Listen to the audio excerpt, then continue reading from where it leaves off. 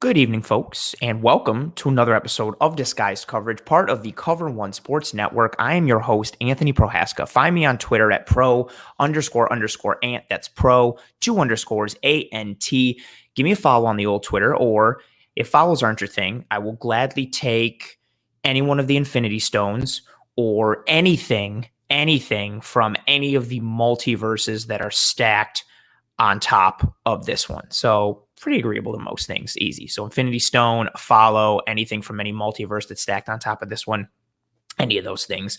While you're here or after this episode, anything like that, please rate and review and subscribe to Disguised Coverage. Like this episode if you like this episode. I know it sounds corny and cheesy to shill for those things, but the likes and the subscriptions and all those types of things really go a long way in terms of helping all the shows on Cover One and Cover One in general to trend, to get in front of more eyeballs, to get out there for more listens, downloads, all those things. And any and every ounce of support that you guys give is tremendously important and tremendously appreciated by myself and the entire Cover One team. So please rate and review and subscribe and like. Thank you very much for that in advance.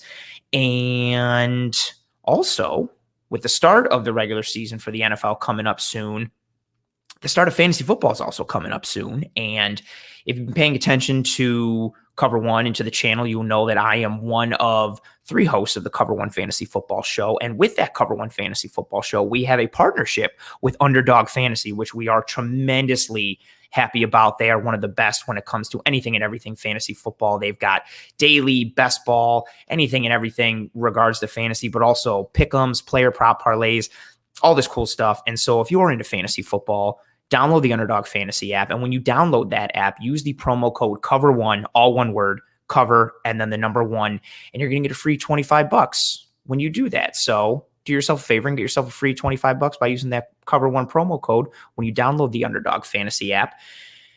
And that's all I got really for the intro. And as we start to now kick it into gear for this episode, which is expectations for the Buffalo Bills rookies, which is happening on this Thursday, July 15th, 2021. I wanted to hit some fun facts for other famous things that have happened on other July 15th, such as George Washington Bradley of St. Louis pitching the first no-hitter in baseball on July 15th, 1876, or on July 15th, 1922, the duck-billed platypus arrived in America from Australia and was exhibited at the Bronx Zoo in New York City.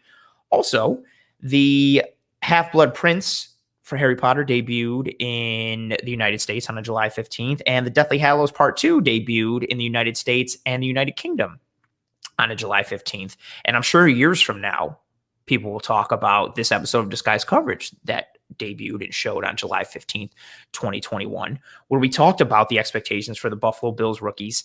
And what's interesting about this year for the rookies and for the expectations that we have this year, it's a year that is like no other. We had in 2020, we had a year where we were coming off of a successful 2019, albeit disappointing 2019, but we had a first-round pick in Stephon Diggs, who we're really just seeing how he would gel with the team and what things would look like. We had an established player that we were excited to see, but that was really kind of like our first-round pick. Our true first rookie that was taken was A.J. Epinesa. You have the COVID offseason, and that affects A.J. Epinesa and the entire rookie class, combined with the expectations with the team of, a disappointing end to 2019, but there were expectations for 2020. I think especially once Tom Brady left the AFC East, the expectation was for the Bills to win the AFC East. Thoughts were of the Bills getting to at least the divisional round of the playoffs. I think the Bills exceeded those expectations in 2020, being one of the final four teams and going to the AFC Championship and losing, unfortunately, to a very good Kansas City Chiefs team. But the expectations last year, there were some, and they were high, but I say they were like moderate to high. We go into 2021 with expectations that are legitimately high. I think now the standard is that the Bills are winning the AFC East. I know a lot of people have this Super Bowl or bust mentality, which I don't agree with, and neither does Bruce Exclusive, Mr. Bruce Nolan, which he so eloquently described as to why on last week's episode of Disguise Coverage. But there are high expectations for the Bills this year. And the rookies are such an interesting piece of this Buffalo Bills team now because the expectations are high. And so is the talent level now on this Buffalo Bills team. So we're farther away from those Bills years where a first round pick or a second round pick needed to make immediate contributions. We are not the Bills anymore where you had to get Sammy Watkins and it was like, we need Sammy Watkins to show out in year one because we need something. Or, having to take EJ Manuel and being like, well, we need this guy to show out as, the franchise QB and all these things, any other draft pick you've gone with. The Bills have now acquired draft picks and are able to bring them along slower and let them develop because they don't have to contribute right away. We're not in a position where, all right, well, the top 4 picks are going to be starters in the upcoming season because that's how, bereft of talent, the roster is. They're not. The Bills have a good team from top to bottom. They're well coached. They're good in the front office. And so it's a very interesting conversation when it comes to the rookies. How many snaps are they going to get? Even if some of them, especially towards the back end, are they even going to make the team? We're now at a point now where there's a chance the day 3 picks, several of them won't make the team. It's hard for an undrafted free agent to make the team now and again because there's so much talent on this Buffalo Bills team. But we're going to go through each of the picks tonight, starting from the first round and the second round and making our way down and going through and talking about expectations in terms of playing time, role, and what they look like in 2021 as we set the expectations for the Buffalo Bills rookies for this upcoming season. And we're going to start with the first 2 picks, which I think for a lot of people, especially in the moment, was very surprising. So the Bills took Gregory Rousseau in the first round, and then they followed up and double dipped in the second round by taking Carlos Basham out of Wake Forest. And, good comment here from Jason saying one of our defensive ends needs to show out, even if it's Epinesa in year 2. It would be nice if Basham can contribute. We're going to discuss that, Jason. Good comment. They take Rousseau in the first round, which I don't think was tremendously surprising. A lot of us thought, well, the Bills needed to come away with edge as one of the positions of needs in this draft. But they took Rousseau, who was a very raw prospect and didn't play in 2020, opted out, doesn't have a lot of tape, doesn't have a lot of film, doesn't have a lot of experiences, but is very traitsy, has a lot of raw, God-given attributes and abilities that not a lot of other people have. And then they come back and bash him in the second round and take someone who has a lot of production, a lot of reps under his belt, a lot of tape, but maybe is someone who doesn't have the ceiling of a Rousseau and it has a bit of a higher floor to someone that has questions in terms of what he can do in the NFL and what he can translate with. And so it was very interesting first 2 rounds. And I don't want to bring this up, and it makes me sad. Comment here. I wanted Asante too much, and it hurt me when the Chargers snagged him. Yeah, I wanted Asante Samuel Jr. too, and I'm still not over it. So I second that notion completely and holistically. But in looking at Basham and Rousseau, we double dip. We take 2 defensive ends, which I think was fine for most Bills fans because everybody thought the front 4 needed help. We needed more pass rush. We needed to get to the quarterback. We needed to attack Patrick Mahomes, all these things. And in plotting the snaps and the course for Rousseau and Basham, it's interesting because you could compare it a little bit to AJ Epinesa. That's the starting point I want to use for in terms of looking at what their snaps are going to look like this year and what their snap percentage and playing time is going to look at. So granted, let's take it back to last year, COVID offseason, unlike anything anyone had ever experienced before. There were hurdles and obstacles and challenges that were unforeseen, a lot of waters that were uncharted. It was tough to get acclimated to the NFL last offseason if you were a rookie. It was tough to develop. And I think AJ Epinesa showed as the year went on and as he got more experience and more reps, he was tremendously better as the season progressed. I've said it multiple times on the show throughout the offseason. I said it last year as well. Once that Cardinals game hit, it was unfortunate that he had to leave early due to injury, but he really started to change in terms of his impact on a game. We saw more impact from him with each game that passed as the season went through. And you wonder, what would his season have looked like if he had a regular offseason? Maybe the Bills don't keep Trent Murphy because they feel confident they can get quality impact reps out of AJ Epinesa. And that's a big thing too. In hindsight, everybody's like, oh, I can't believe we kept Trent Murphy. I think it was a lot for the coaching staff to assume that AJ Epinesa could fill a solid rotational role without getting a regular offseason under his belt. And so I think that's why they kept Trent Murphy. I think that's why a lot of us think they kept Trent Murphy. And in hindsight, it sucks, but I think it was the right decision at the time. And in looking at AJ Epinesa in 2020, so for the entire defense, he was 17th amongst all the Bills defensive players in total snaps. And he was 8th in total snaps amongst defensive linemen. That's defensive ends and defensive tackles. So he was behind Jerry Hughes, Mario Addison, Ed Oliver, Quentin Jefferson, Vernon Butler, Harrison Phillips, and Trent Murphy. So now we look at the defensive end grouping coming into 2021. The defensive line as a whole, defensive tackle and defensive end, there's a lot there. So it's going to be a dogfight in terms of making this team and sticking on the roster. Just sticking to the defensive ends, I expect the Bills to keep 6 defensive ends. I would expect it to be Jerry Hughes, Mario Addison, AJ Epinesa, F.A. Obata, Gregory Rousseau, and Carlos Basham. I think those are the DNs that are going to make this team. And then anywhere from either 4-ish, 5-ish, 3-ish, something like that in terms of defensive tackles that are going to make that. But that's a discussion for another time.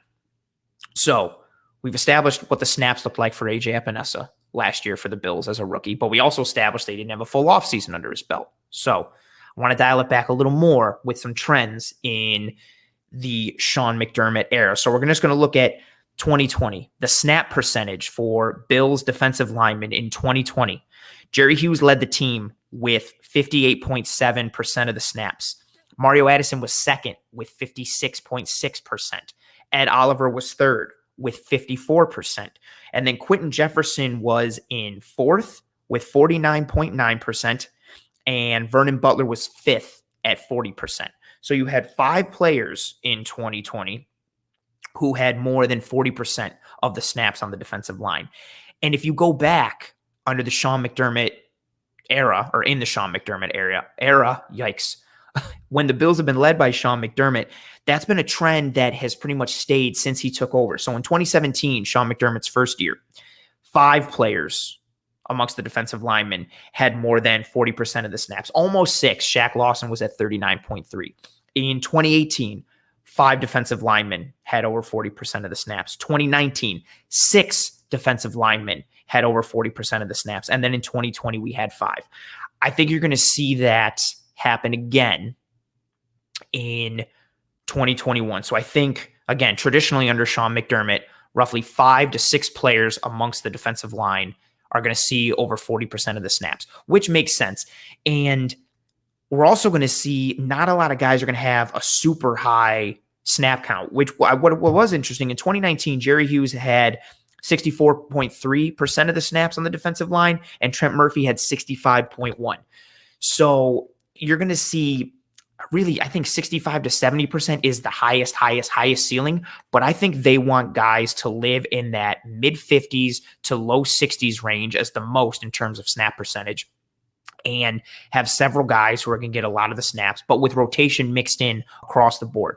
We know from this offseason, based on how they drafted, based on what Brandon Beane has said and what Sean McDermott has said, based on tracing and tracking things back to their Carolina days, they want to build this defense from the defensive line out. They want quality up front. They want rotation up front, which is why they double dipped in terms of Rousseau and Basham. As some of you have mentioned in the comments, with Jerry Hughes getting older, Mario Addison getting older, they got to start to replenish that pipeline a little bit in order to be able to sustain that defense for the years to come. So expect rotation. I don't think that's crazy. This front four, again, a Sean McDermott front four, they rotate a lot. They always want everybody getting after the quarterback and supporting in the run game. It's hard to do that when you're playing 90% of the snaps, which isn't really a thing in today's NFL. You got to keep guys fresh. You got to rotate bodies. And you also have different sub packages and different guys for different roles at different times of the game. So it's just going to happen. So I would expect, again, if we're going to have 5 to 6 players who are going to see 40% plus of the snaps, I would expect Jerry Hughes, Mario Addison, Ed Oliver, and Star Lotulelei to see 40% of the snaps. And for reference, Star Lotulelei in 2019, he saw 46.4% of the snaps on defense. And in 2018, he saw 46.8% of the snaps. So roughly 46% both years. You could maybe see a little less this year, depending on how much workload Harrison Phillips is able to handle, how well Vernon Butler progresses, or maybe even potentially Zimmer coming out of nowhere as a dark horse, or depending on how many pass rush sets and NASCAR packages the Bills defensive line gets into and maybe takes some snaps away from Starr. But I think you will see him again bag another 40% plus. So that leaves 4 hard defensive linemen who are going to see more than 40%. Jerry, Mario Addison, Ed Oliver, Starr. That 5th spot is up for grabs. I'd expect it to be AJ Epinesa. But again, depending on what happens up front, maybe it's Harrison Phillips. Maybe it's someone else. I say all of that to say this. Gregory Rousseau, Carlos Basham. The conversation is shifted to them in terms of how many snaps they're going to see, who's going to see what, and in what situations. There are some people that think Gregory Rousseau is going to see somewhat of a redshirt year, and maybe he's not going to dress a lot or maybe not see a lot of snaps. There are people who think that Basham will far exceed Rousseau's snap count and snap percentages because he's more NFL ready and can have more of an impact right away. I think you're going to see both of them dress for the majority, if not all, of the games for this Buffalo Bills team. And I would expect to cast the widest net in terms of snap percentage for both Basham and Rousseau. I think you'll see anywhere from 25% to 39% of the defensive snaps. I don't think either of them cross into that 40% snap share category. To be safe, I'd say 30% is that baseline, give or take 3 to 5% based on, I don't know, injuries, God forbid, and knock on wood, or just increase in production and what people are able to do, both from a Rousseau and Basham standpoint, but from the rest of the defensive line. We've heard, granted, as Aaron Quinn has mentioned, you hear nothing but positive news this time of year, but we've seen a lot of positivity come from Bills camp so far in terms of how Rousseau is doing. We've heard it from reporters. We've heard it from the coaching staff, especially his ability to hear something or see something once and immediately get back onto the field and have it translate right away. He doesn't make the same mistake twice. He learns and he applies and he adapts, which is a tremendous thing to hear because he is such a ball of clay and is such a raw monster. The length, the size, the strength. He's got a lot of tremendous attributes for a guy that the Bills want to rush off the edge, create havoc, compress the pocket, close down rush angles, and just be a force along multiple positions across the defensive line. So if Rousseau progresses to the point where he's just this monster, maybe he has a Javon Curse like rookie year and is able to just do tremendous things up front. I don't necessarily see that as being the most realistic thing, but I think he and Basham are going to see meaningful snaps. I think they see anywhere from 30, give or take, that 3 to 5%. I think 35 is really a realistic ceiling, maybe creeping up a little more into the high 30s. But again, you're going to see that rotation along the defensive line. No one player is going to shoulder the load for this defensive line.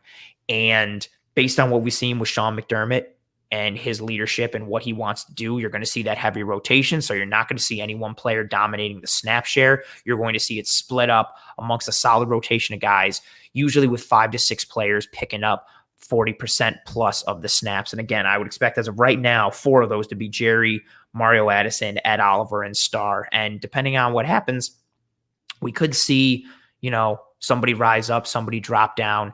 And again, just for reference, I know because there's so many thoughts about Star Lotulelei now, in his 2 years in 2019 and 2018, he did see roughly 46% of the snaps in both years. And I would expect that to continue. And I am seeing a lot of comments coming through. I want to start going through some of those before we make our next discussion here. Comment here from Chris. No glaring roster holes. It was great to be able to look years ahead with Hughes and Addison getting older. Yeah, I think that's spot on. I think that's the thought.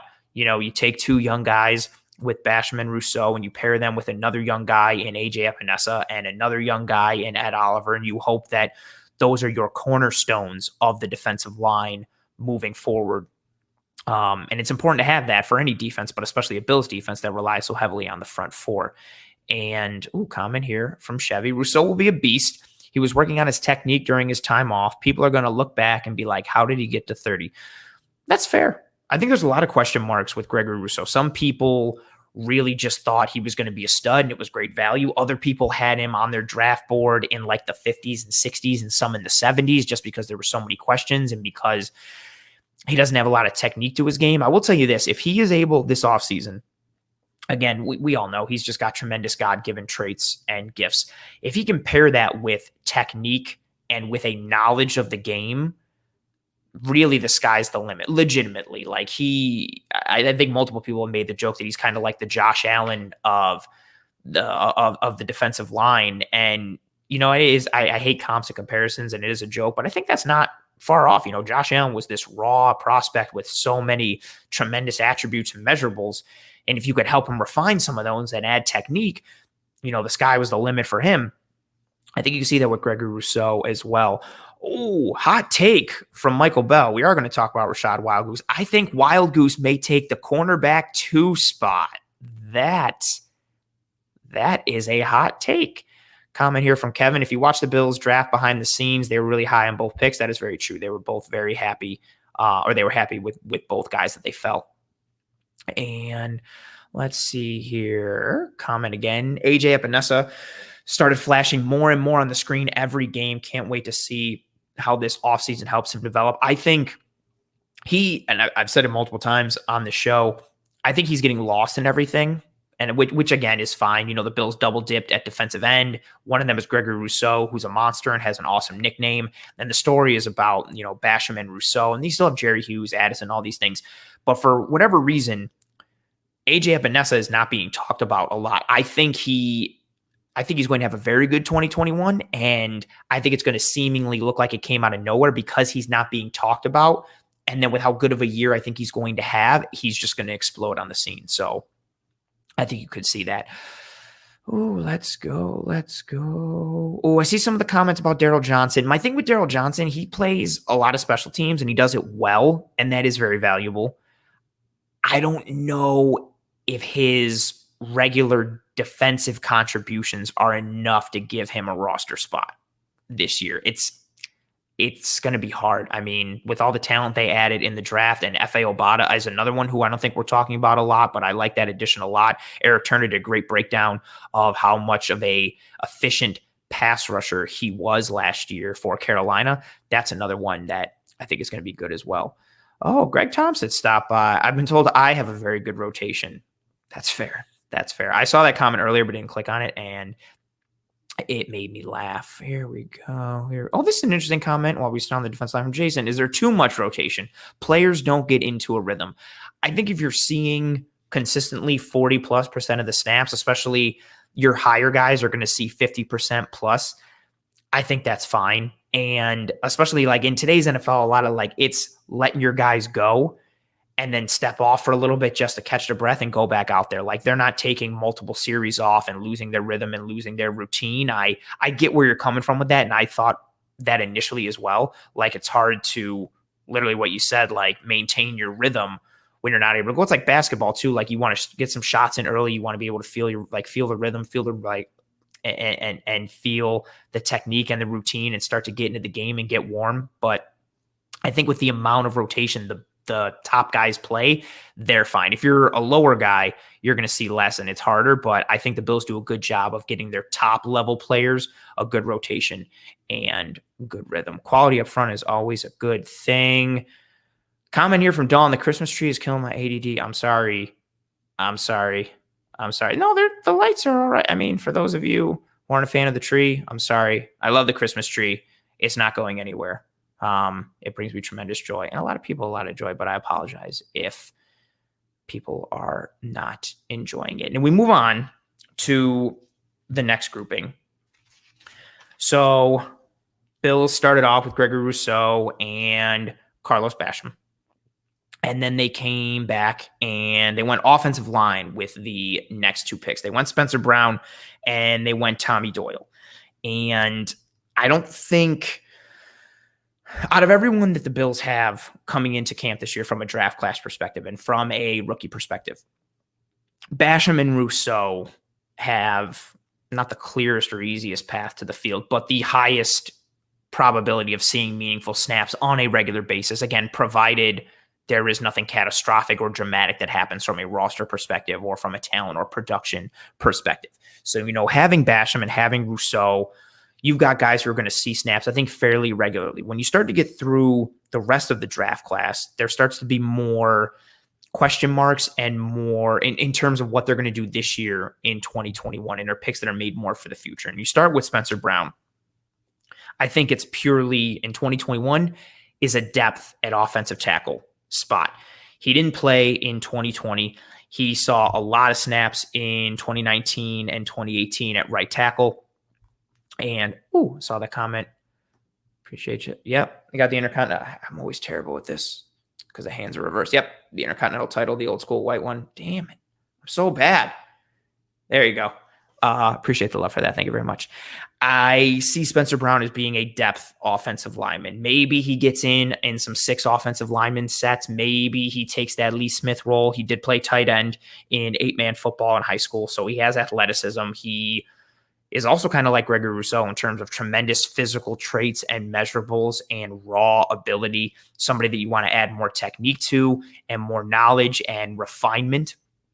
And provided nothing drastic happens, he's a depth piece for this entire offseason. I have seen some people talk about how Spencer Brown can do so well that Darrell Williams will kick in to guard, and that way we don't have to worry about, the Cody Ford dilemma, or for those who don't want John Feliciano to play.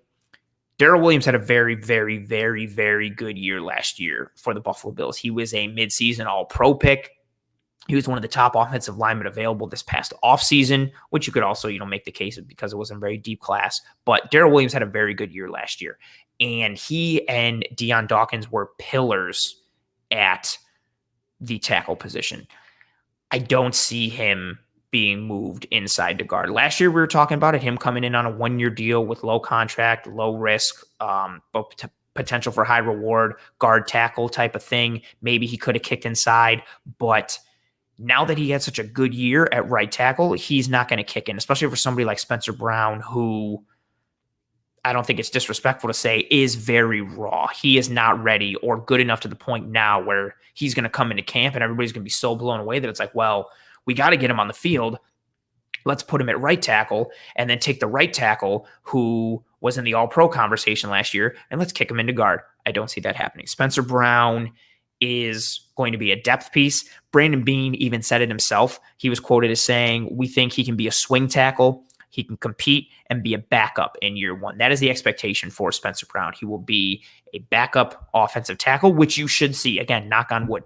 You do not want Spencer Brown seeing snaps in 2021. Not because he's not good, but because if he sees a lot of meaningful snaps in 2021, that means something happened to Deion Dawkins, or that means something happened to Darrell Williams, and you don't want either of those things happening. After Spencer Brown, the Bills took Tommy Doyle, another offensive lineman, another tackle, can play swing tackle as well. I think this is another move similar to the Spencer Brown one, but even more down the peg a little bit there. I think he has even less of a chance to see the field than Spencer Brown. He's similar to Brown. He's a little more experienced at both positions. He had a lot of snaps at right tackle in 2018 and then left tackle in 2019 and 2020 as well, although he only played in 3 games in 2020. He's another one, versatile, adaptable, much like Spencer Brown, but another move for the future. I do not think we see meaningful snaps from Spencer Brown or from Tommy Doyle in 2021. And if we do, again, that means something went drastically wrong at some other spot in the offensive line, particularly the pillars, those outside pillars, Darrell Williams at right tackle, Deion Dawkins at left.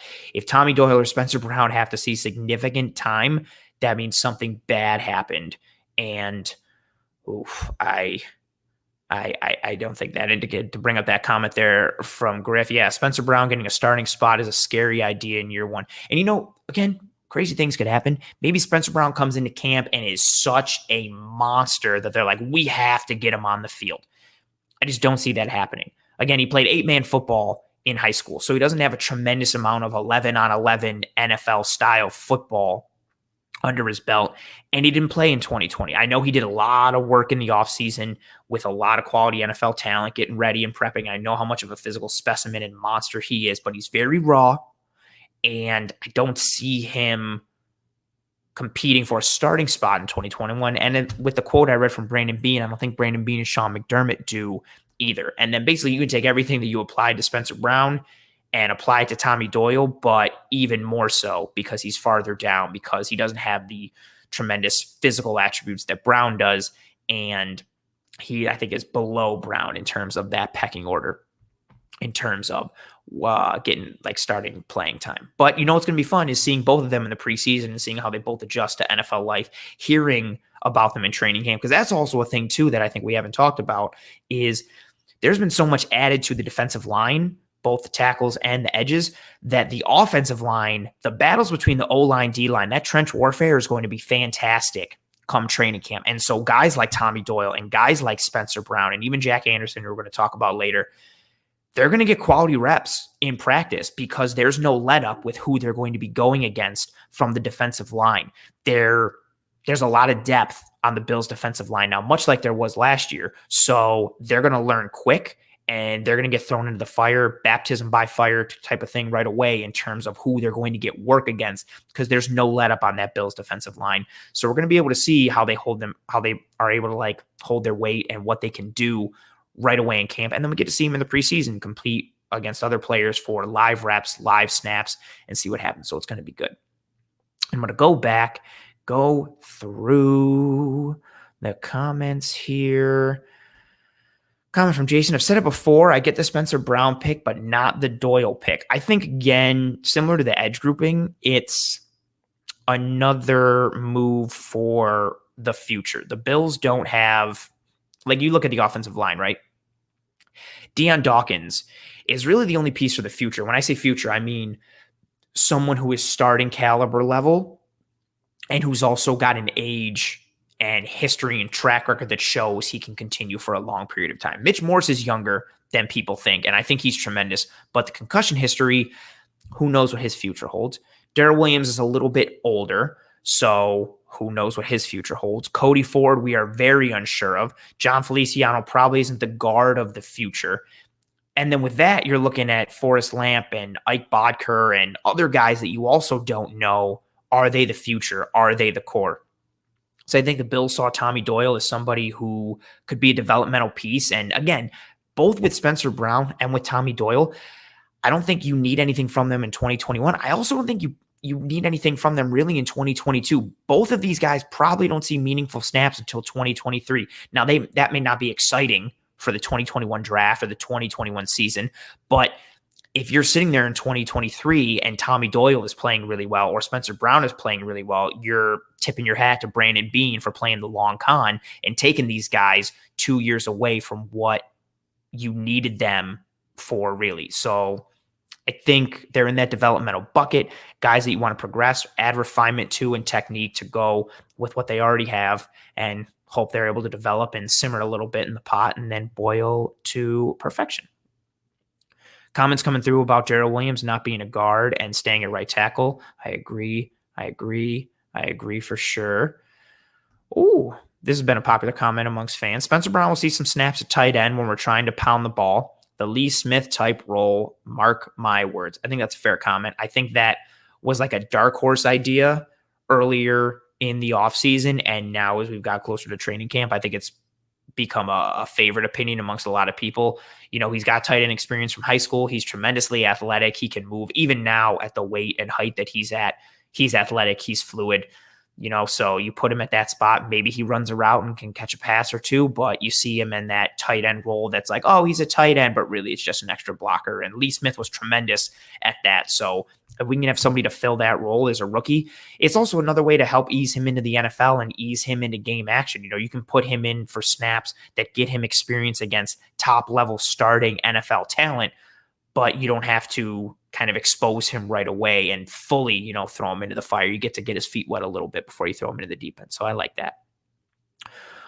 Question from Michael Bull. You think Quentin Morris can impress at tight end? Interesting. Quentin Morris, undrafted free agent out of Bowling Green State, for those of you who don't know who Quentin Morris is.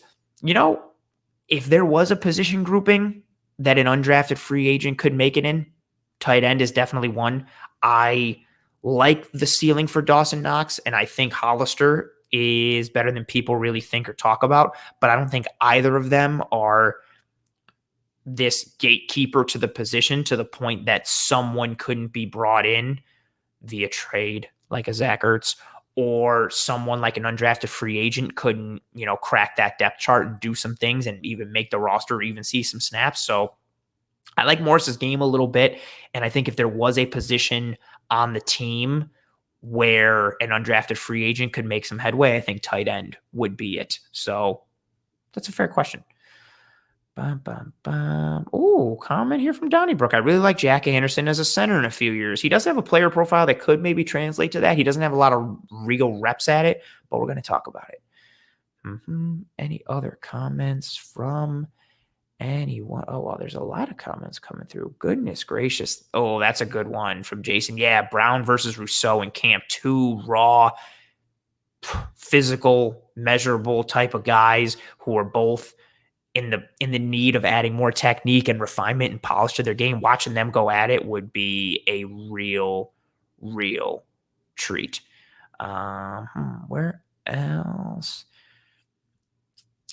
I feel you here. Can we just fast forward to September, please? I'm in summer vacation right now, but I want football so much that I'm willing to go back to school. That's fair.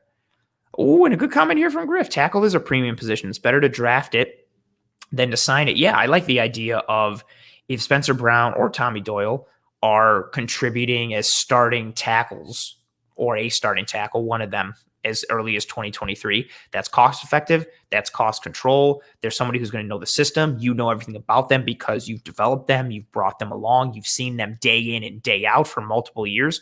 1,000%. That is spot on. That is spot on. Anything else? Yeah, for sure, Nick. I think right now Spencer Brown is the swing backup. I think you could see that potential for Tommy Doyle down the road, but right now Spencer Brown is next man up in terms of that swing spot, which you also mentioned from Brandon Beane as well. He sees that as well. So I think we see that. And that's exactly right, Griffin. 2023, we could have Brown playing on a rookie contract instead of a free agent being paid $10 million, 1,000%. Then you re-sign him. Maybe you can get him for less than that average annual value. Or if you do, again, it's somebody who already fits the culture, fits the team, fits the city, fits everything that's going on because you've seen him day in and day out. Oh, and there you go. Good comment here from Nick. Let's just please be happy we have this issue and not needing either right away. I wish we had drafted a solid guard, but I don't know if there was any on the board. There were several on the board. I wish we had taken one as well. We did not, but that's a conversation for another time. But yeah, as we let off this episode talking about it, it's nice that all of these rookies that we're talking about in this episode are guys that we can sit and let them develop and simmer. We do not have to throw them in and be like, we need meaningful snaps from this guy right now or we're screwed. We are not in that spot. Somebody said it earlier in the comments that we don't have any glaring roster holes. We don't. There are some areas in which we could have gotten better and could have improved, but we don't have anything that is a zero, that is a hole, that is something that needs fixing right now, right away. And that's awesome with rookies because granted, some guys are just so good that, and it doesn't matter how long you let them develop. They're so great that you draft them, you plug them in, they're a starter day one, and they're good to go. But a lot of rookies, it's hard in the NFL. You're adjusting to the on-field aspects, but you're also adjusting to the off-the-field aspects. It's a change in lifestyle. You're moving to a new city. It's a change in your routine, in your regiment. And then you have to add in the fact that you're competing against professionals who are tremendous at their craft. It's not easy adjusting to life or play in the NFL. So the more time you can take to develop and simmer your rookies in the course of their contract and for the course of their life cycle with your team, that's solid. So it's nice that we can sit back and do those things. Oh, and I was going to mention this, and Griff, you're fantastic. I don't know why, if anybody was going to make this comment, it would have been you. Darryl really only has a 2-year deal with only 1.8 dead cap in year 3. That is an interesting point. He does have kind of an out after 2 years, which again could make sense if he steps out after 2 years. Spencer Brown's been waiting in the wings for 2 years. Boom, steps in, and there you go. But we'll see what happens with that. So that is the first 4 picks: Gregory Rousseau, Carlos Basham, Spencer Brown, Tommy Doyle. And as you've seen, I've been doing each little section there and then going back and answering all the comments and questions, thoughts, and concerns for those position groupings as we have gone through. We are going to continue to do that after I take a drink of water. Thank you very much for that. So the Bills double dipped twice, really. So edge, first 2 picks, Gregory Rousseau, Carlos Basham. Next, offensive tackle / offensive line, Spencer Brown, Tommy Doyle. Then we get into round 6, and we get Marquez Stevenson, wide receiver / returner from the University of Houston. Marquez Stevenson is a burner. He ran a 4.4 40, but he was actually upset at that because he felt he should have run faster. And according to people in the know, when he ran that 40, apparently he was running into the wind. And so it was like a wind-resisted 40-yard dash. And apparently throughout the offseason, again, apparently you take it with a grain of salt, but he was running times in the low 4.3s. So again, take it with a grain of salt, but also if you watch his clips or watch the film, his burst is real. His speed is real. He's got that next man speed type of thing where he just seems to have whatever gear he needs to get to in order to outrun the man that's next to him. He's got next man speed. It's impressive. But, I'm seeing more questions come through. I will answer them after this segment, but I appreciate you guys. The conversation for Marquez Stevenson and the expectation for him as a rookie for the Buffalo Bills, I think it is tied to Isaiah McKenzie. I think the future and the fate of Marquez Stevenson in 2021 is tied to the future and the fate of Isaiah McKenzie. I also want to put a disclaimer out there with regards to Marquez Stevenson. A lot of people keep talking about the return job and are just saying, he can return kicks and punts, boom, merge them, good to go. One, he doesn't have a lot of punt return experience in college. In 2018, he had 12 kick returns. 2019, he had 17 kick returns. 2020, he had 4 kick returns. So there's your kick returns. A lot of kick returns under his belt. He's got touchdowns. He can do it. Boom, good sample size. There you go. Punt returns. He's only got 3 punt returns in his entire collegiate career. So if you think he has punt return experience, he doesn't. He may have it in practice, but he doesn't have it on the field on film, which are 2 different things. Also, if you are thinking punt returns and kick returns are the same thing, they are not. Fielding a kick and fielding a punt are 2 completely different things. The trajectory of the ball, the spin of the ball, the way it comes down to you, the way the coverage team comes after you, the type of decision you have to make in terms of a fair catch versus the fielding it in general, how you read your blocks, the setup, the return scheme. They are 2 different things. Much 2 different things. So if you're thinking, he returned kicks so he can return punts, boom, like for like, no. So I wanted to establish that off the bat. Isaiah McKenzie, better punt returner than he is kick returner.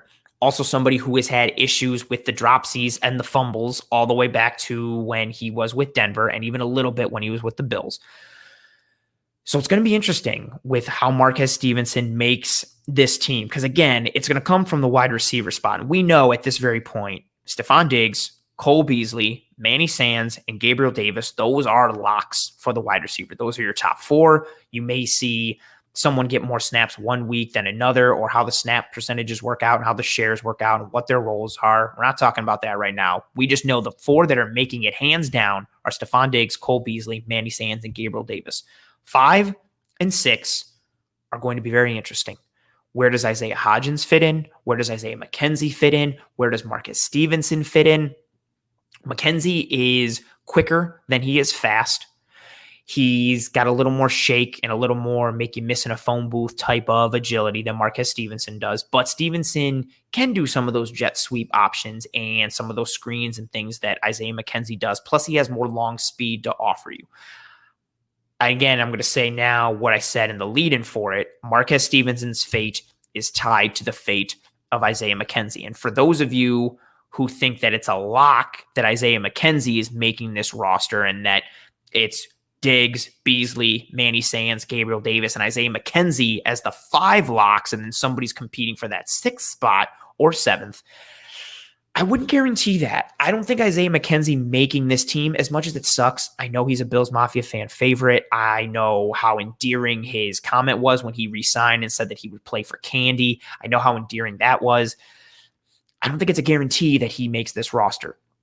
Not just because of Marquez Stevenson, but the addition of Marquez Stevenson, someone who is very much in that mold and in that niche, but offers you a little bit more, who's younger, who's under more cost control for a longer tenure.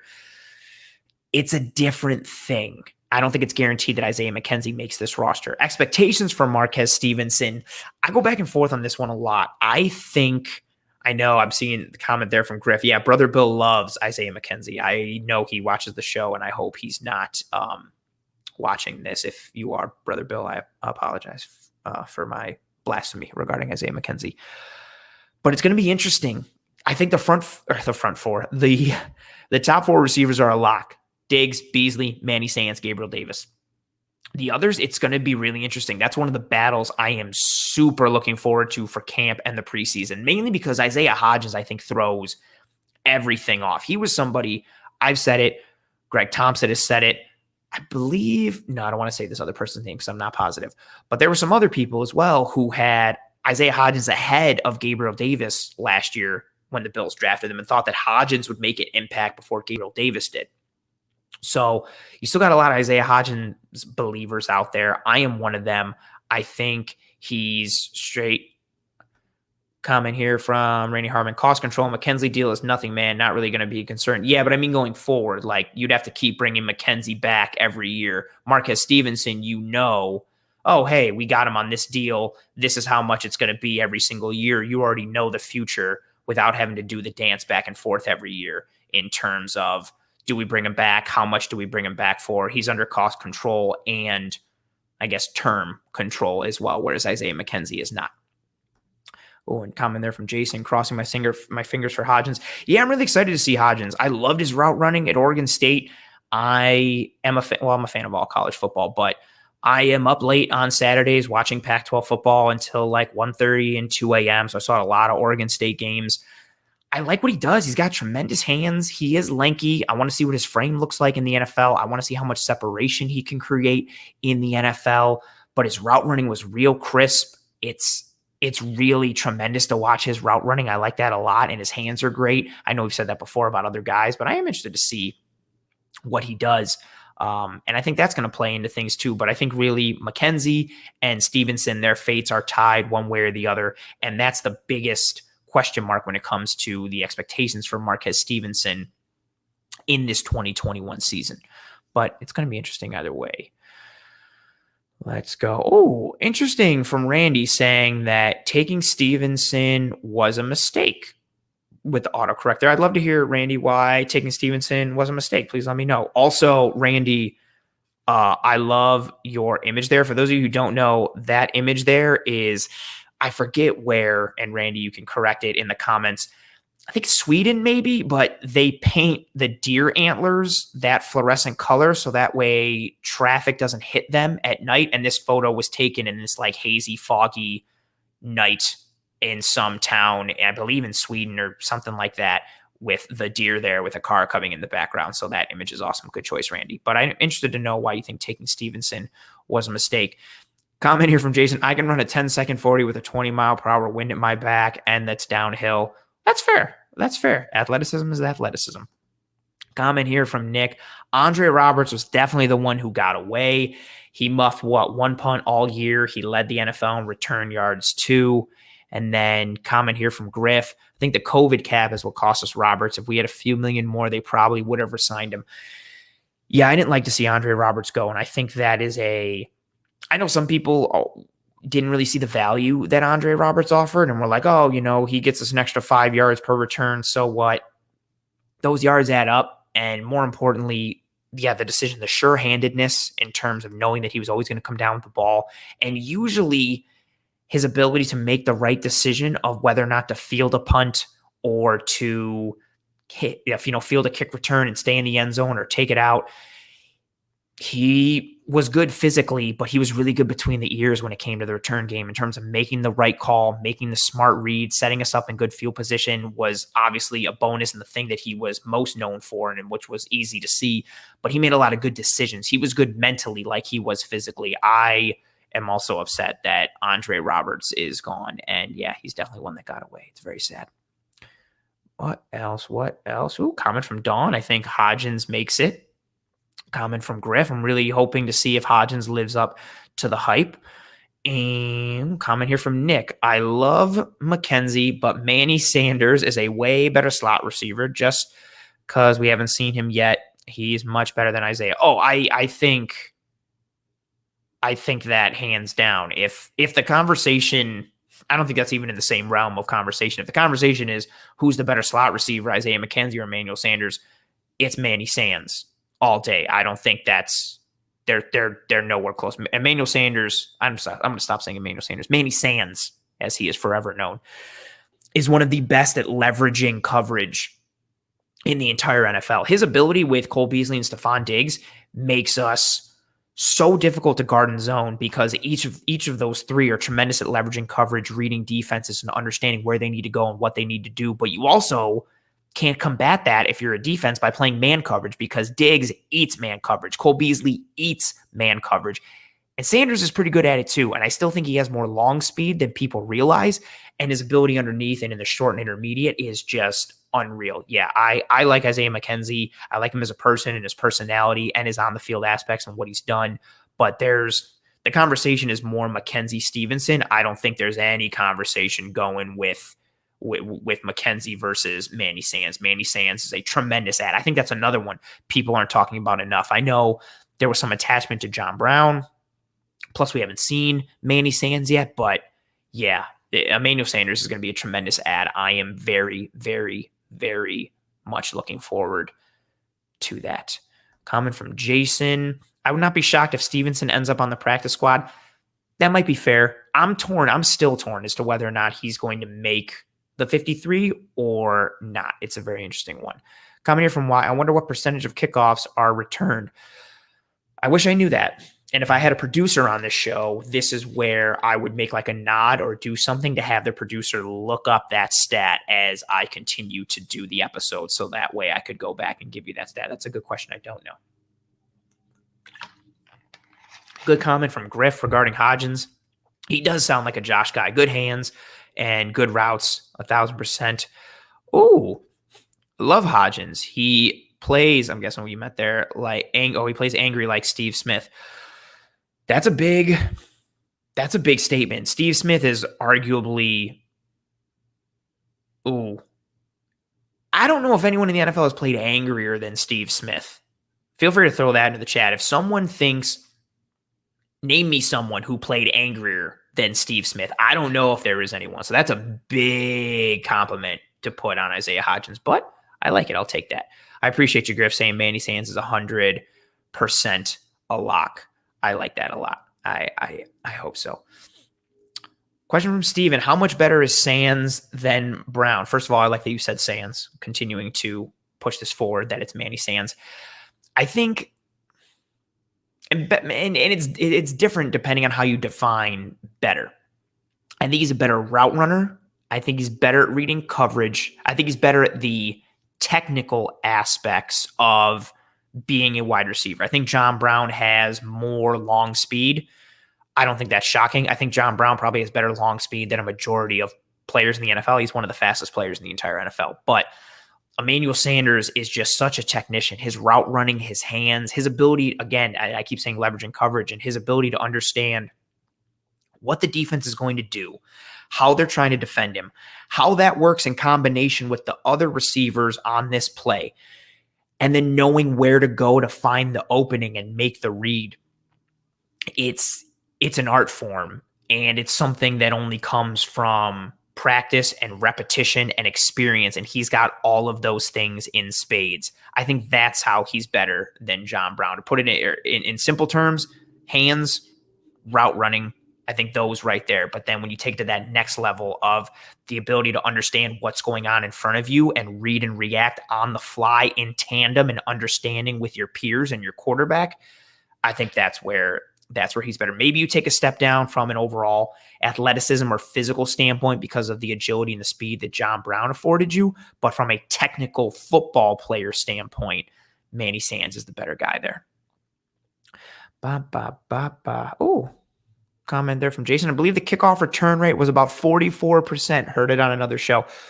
Thank you for that, Jason. I think that's probably fair. You see a lot of touchbacks nowadays. I don't like it because I like special teams aspects. Devin Hester is one of my favorite players of all time. So watching him return kicks was always awesome to me. But from a safety aspect, I fully understand why the NFL has done what they've done. And yeah, you don't see a lot of kick returns brought out nowadays.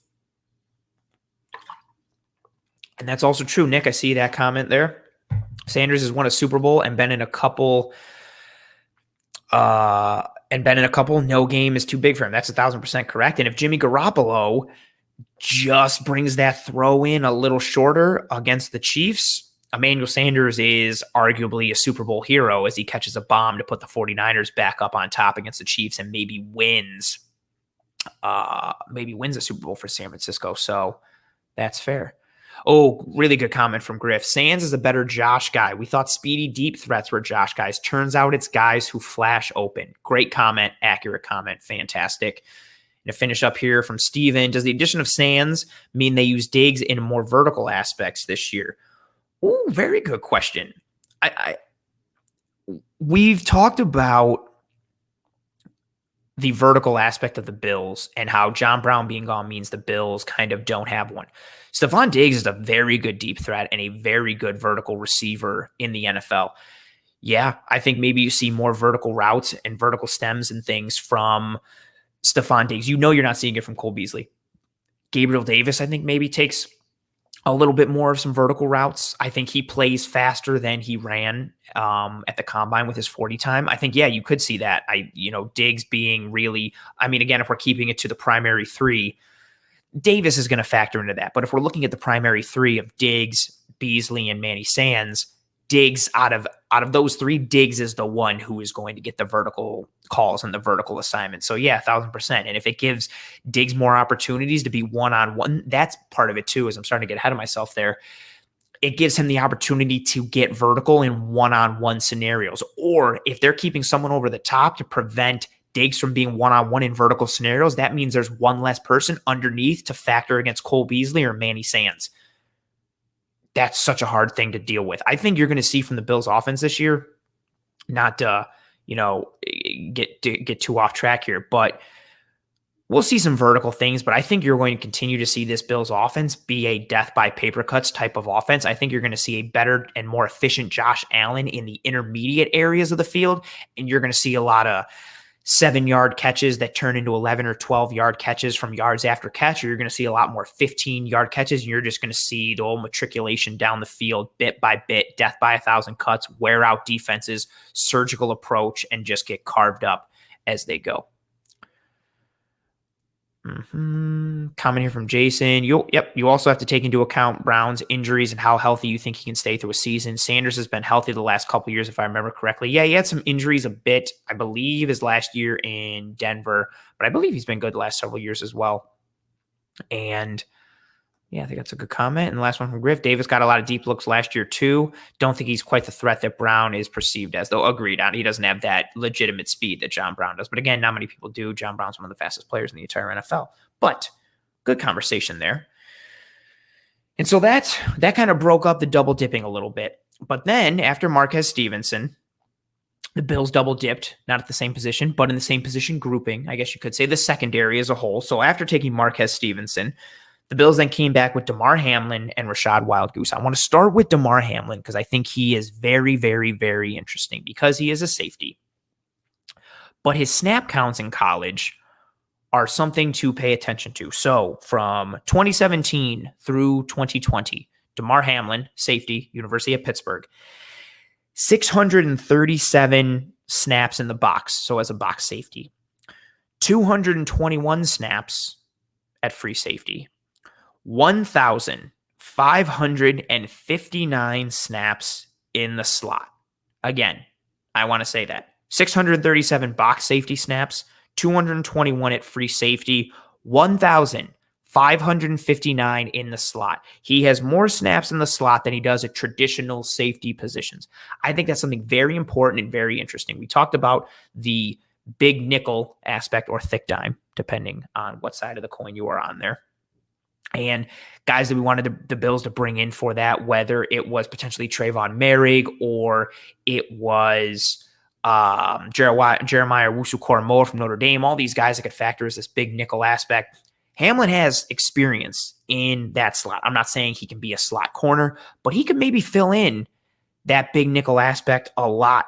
And I liked him as a prospect coming out. He plays hard and aggressive. He's versatile. He's a willing tackler. He does lack your elite athleticism traditionally, but he has very good awareness. He's always around the ball, and very similar to what Dane Jackson was the year before. He's not flashy. He's not sexy. He's just a good football player who makes football plays a lot, whether it's in the air, whether it's coming up to make a tackle. He's someone that fits what the Bills like to do. He also has an elite 10-yard split, so he's good in the short areas in terms of the areas of burst and quickness. But he's somebody that's very interesting because I just think right off the bat right now, it's a guaranteed lock that he's making this team because we have no safety depth. Dean Marlowe went to Detroit, so you're looking at Micah Hyde, Jordan Poyer, and then it's Jaquan Johnson, who I really like, and then Damar Hamlin. So he's almost guaranteed to make this roster. He doesn't have a lot of special team snaps. Majority of his special teams career was played on the field goal block or the extra point block, which is usually just leave your starters out there and they just kind of like snap the ball and then look to see if the kick was made. So it doesn't really count. He's got a little bit of kick coverage experience and a little bit in punt return blocking experience, but he's not really a big special teams guy. So where does he fit? I think his skill set and his mentality and how he is between the ears fits this Bills defense. But his snap percentages and breakdowns, again, he's got experience as a box safety, free safety, and a lot of experience around the line of scrimmage and in the slot. I think that's very interesting because, again, we kept talking about this big nickel. Maybe his future is in some sort of hybrid role. Either way, I'm excited for the addition. My expectation for him this year, I don't think you see a ton of meaningful snaps. He's another one, again, knock on wood. If Damar Hamlin is seeing meaningful snaps at safety, that means something happened to Jordan Poyer and Micah Hyde. And if that happens, that's catastrophic because I think they are arguably the most important players to this defense, maybe behind Tre'Davious White, but you could also make the case that maybe the two of them together are more important than Trey. So you don't want Hamlin seeing any snaps. Let's bring him along. Very similar to the Spencer Brown aspect. Let's bring him along, develop, see what he can do, develop. And maybe 2 or 3 years from now, he's somebody who can take the mantle from Poyer or Hyde or see some more snaps and get worked into things meaningful way. Comment there from Steven. Even if he fills Marlowe's role, that feels like a big deal. No? 1,000%. If Damar Hamlin can come in and play Dean Marlowe's role as a rookie, he won 2021 already. That's tremendous. If he can do that, that is a big deal. That's a win. 1,000%. That would be a big win there. Where we go. Comment from Nick. So Hamlin is a lock to make the 53. Oh, yeah. I guess you heard me say it right after. Yep, 1,000%. Comment there from Jason. What's the difference between big nickel and a slot corner? So they're basically kind of the same thing. So then the slot corner is also referred to as the nickel corner. A big nickel just means you're playing that nickel corner with someone who's literally bigger, like an athletic linebacker or like an athletic safety. So think of an easiest way to think of it. Instead of the Bills having Taron Johnson at slot corner, Taron Johnson is the slot corner. If you replace Taron Johnson with Jordan Poyer, you'd have a big nickel. Easiest way to think of it. Or someone from the draft, Taron Johnson is your slot corner. If the Bills drafted Jeremiah Owusu-Koramoah and you put him into the lineup instead of Taron Johnson, you'd have a big nickel. It's literally just like a bigger nickel corner, a bigger slot corner that allows you more versatility because the theory and the thought is they can, if you take a guy who's big but has speed and athleticism, who can maybe stay with the smaller guys, but he's bigger so he can match up better with tight ends or bigger slot receivers and afford you more versatility in your looks on defense and in your coverage ability on defense. Oh, you had this comment earlier, Nick, and I meant to get to it and I forgot. We should pick up Brian Poole, just saying, for slot corner. He gave a 1 touchdown and 445 yards playing on the Jets. I like Brian Poole a lot when he was signed by the Jets. I thought that was a very good ad. I would 1,000% take Brian Poole, 1,000%. I would welcome him much like I would welcome Steven Nelson. I think that would be a very solid ad.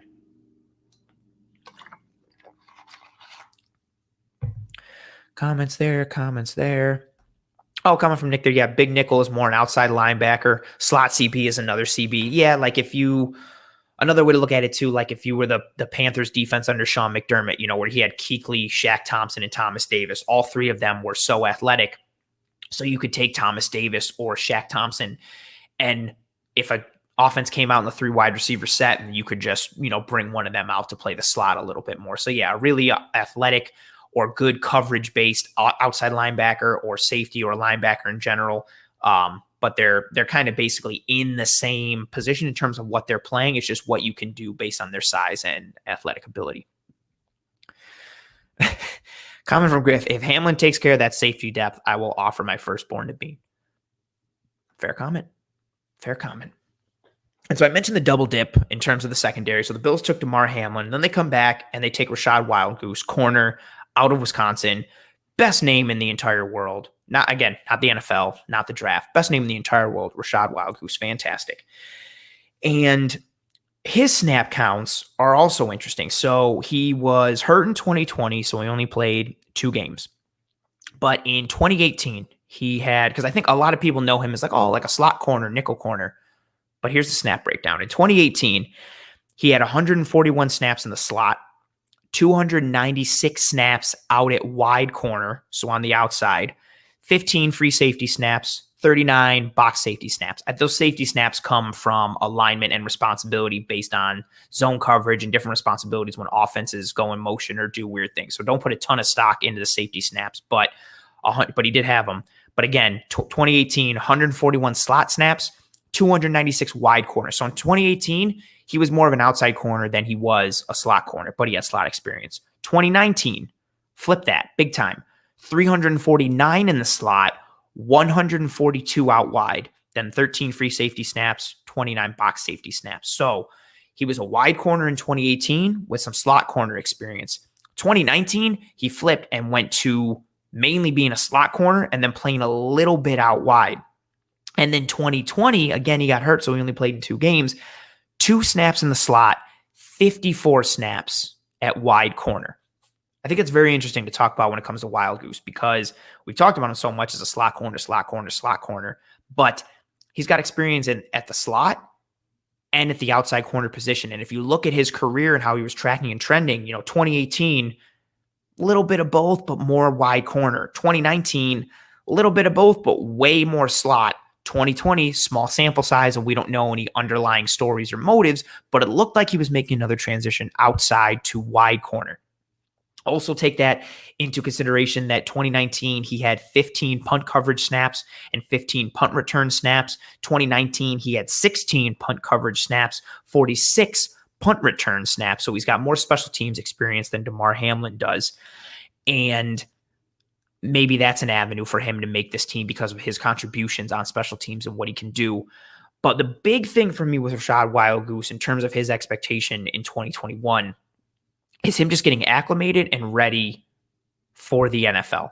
I don't see him, unless knock on wood, barring some sort of catastrophic or dramatic event or him playing absolutely lights out amazing, I don't think he's seeing meaningful snaps in the NFL in 2021. But what is interesting is, again, if you're factoring in guys that are drafted, only Rashad Wildgoose, Tre'Davious White, and Dane Jackson, those are the only corners under contract after this year. If you factor in the undrafted free agents, Elijah Griffin and Nick McLeod are also under contract as well.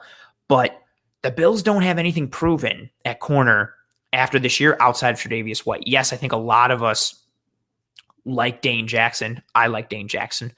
But we don't know if he's a long-term answer at corner too. You've got Trey, Dane Jackson, and Rashad Wildgoose as your only drafted corners under contract after 2021. And the corner grouping as a whole, the only corners under contract after this season are Trey, Dane Jackson, Rashad Wildgoose, Elijah Griffin, and Nick McLeod. And both Griffin and McLeod are undrafted free agents who very easily could not make this team and be elsewhere come regular season time. So, sorry, I had to take a drink there. Oh, good comment from Griff. Yeah, well, we can always bring back Levi Wallace at the vet minimum. Fair, very fair. I like Rashad Wildgoose a lot. His film was really fun to watch. He's fast. He's aggressive. He's smart and well coached at Wisconsin. The defensive coordinator for Wisconsin is Jim Leonard, former Buffalo Bills safety, but really made his name as a safety with the Baltimore Ravens and the New York Jets, a guy who wasn't the most athletic, but was tremendously smart and usually in the right place at the right time a lot of the time. So he was given good technique and good knowledge and repetition up there at Wisconsin. He's got a nose for the football. He's versatile, like I mentioned, in terms of the snap count and where he's played. He is very athletic. He's fast. He's scheme versatile, but he does need more discipline. He needs to cut down on his gambling and being over aggressive. And he doesn't have the best play recognition, and he does lack some elite athleticism. But again, I believe he can be coached up and could be something for the future. I think he is something for the future. And if we're talking about the defensive backs that were drafted, I think there's a much higher chance that Damar Hamlin sees snaps in 2021 than Rashad Wildgoose does. Mainly, not just if we're, that's completely independent of their position grouping. I just think Damar Hamlin is more NFL ready than Rashad Wildgoose is because of their play style and what they do. But he's someone that I still like. I just wouldn't expect a ton from him in 2021. But he's someone, again, that the competition with the opposing group that he gets to play against in training camp every day, the fact that he gets to work against Stephon Diggs, Cole Beasley, Manny Sands, Gabriel Davis, Isaiah McKenzie, Marquez Stevenson, Isaiah Hodgins, all these guys, that's great experience and great reps in camp and in practice that he's going to get. And then he's another fun guy to watch for the preseason. So I'm excited to see him and see what he can do as well. And let's go. What do we have any comments here? Oh, I hope Wildgoose can snack Taiwan Jones's spot. That's a tall ask. Taiwan Jones is a really good special teamer, and the Bills really like the role that Taiwan Jones fills. But if he could, I'd be for it. I would. I mean, yeah, if you can give a spot to a young guy to let them to allow them to continue to develop and get better under the helm instead of having to rely on a vet that you don't know the future of, I'd sign up for that 1,000%.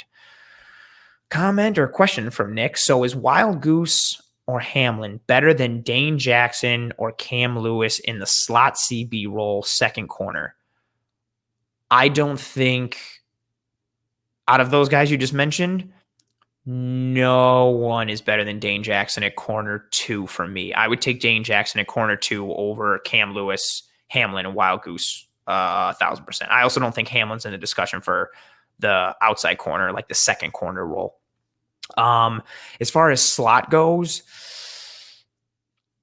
yeah, we wanted to see Dane a little bit in the slot. I think he has.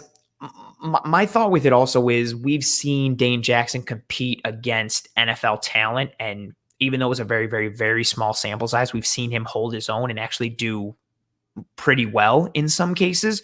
So I would take Dane Jackson over everybody in everything. As far as the other three, Cam Lewis is maybe the safer pick. I would probably take Hamlin after Dane Jackson, and then it'd be between Lewis and Wildgoose, depending on what Wildgoose looks like in camp competing against NFL competition, because I haven't seen that yet. Even with Hamlin, it's tough, but just the way he plays, I feel like would translate a little bit better, but that's a very good question. Very good question.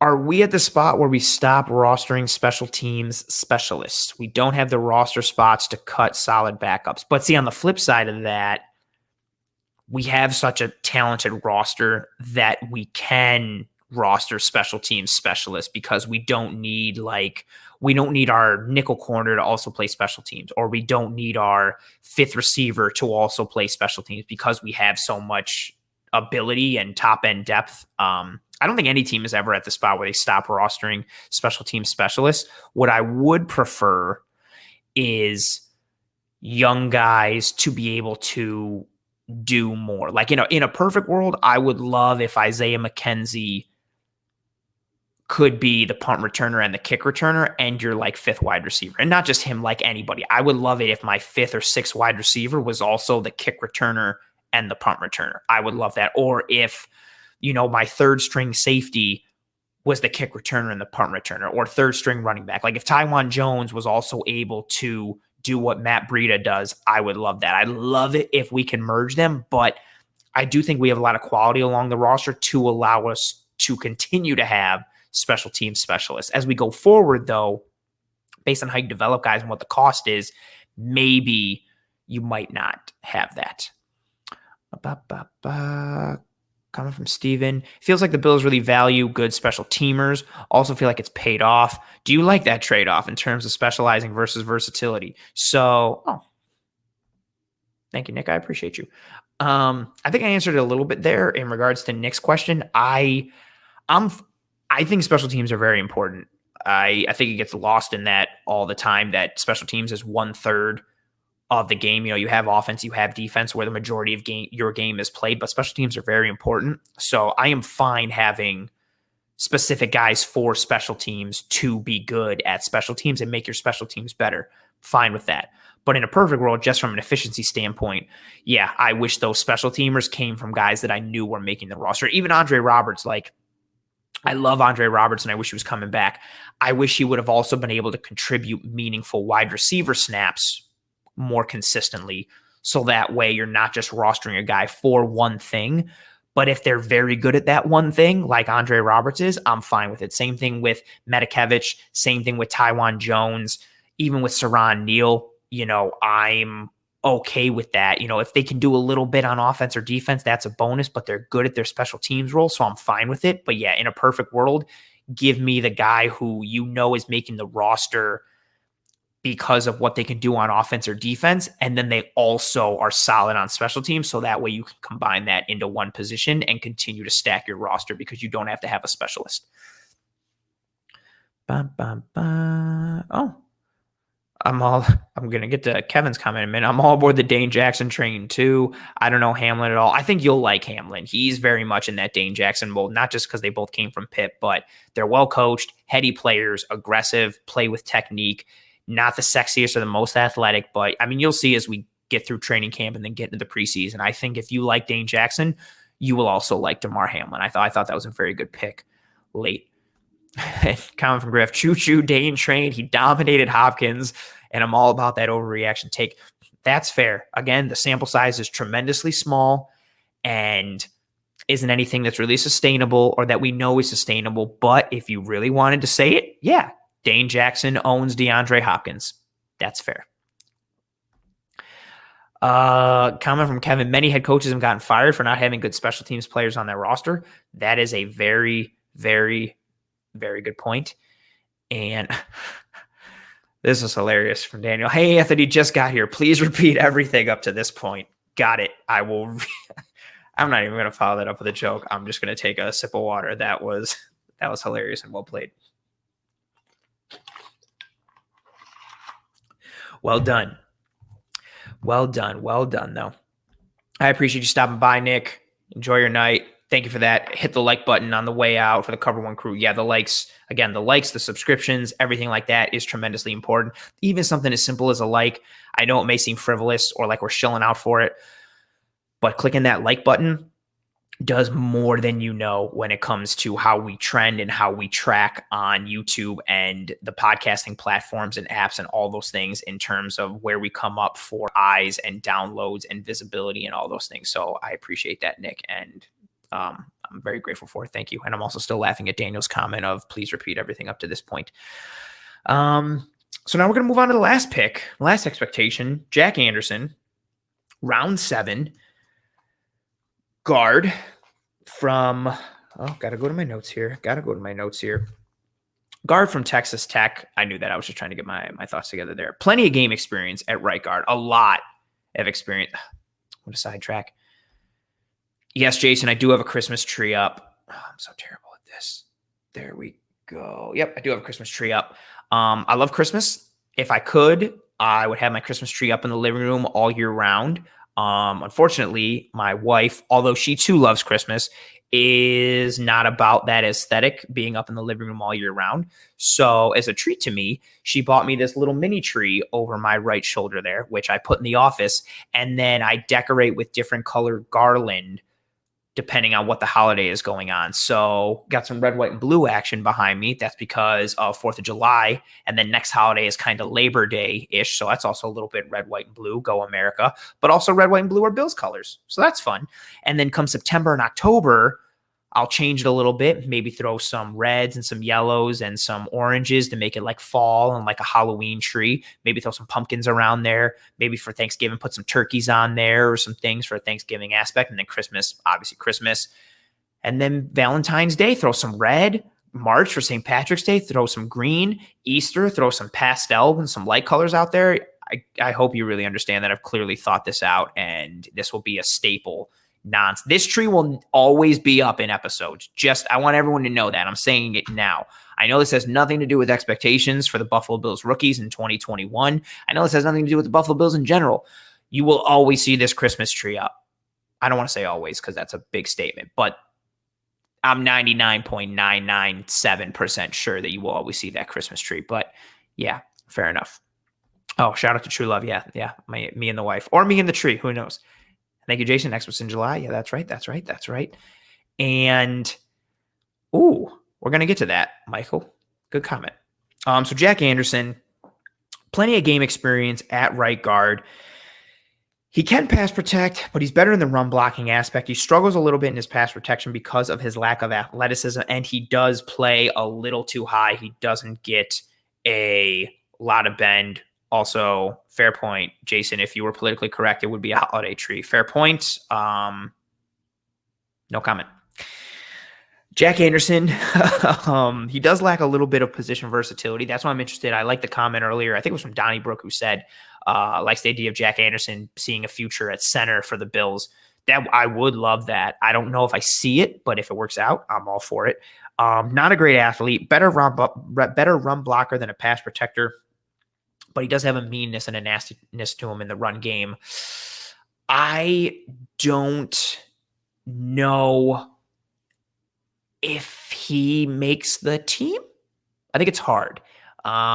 You've got Cody Ford, you've got Feliciano, and then you run down the rest of the gamut of having Lamp and Bodker and all these guys that are all kind of middling to say. It's tough for me to see him having a path to the field, let alone making the team, let alone having a path to the field. I think he was a depth signing. I think he was, or depth drafting. I think he was somebody who the Bills brought in just as another body for a spot of need to have some youth at guard. And if he works out, cool. If not, no big deal. It's a 7th round pick. I do like some of his attributes. Again, the run blocking aspect and the game experience.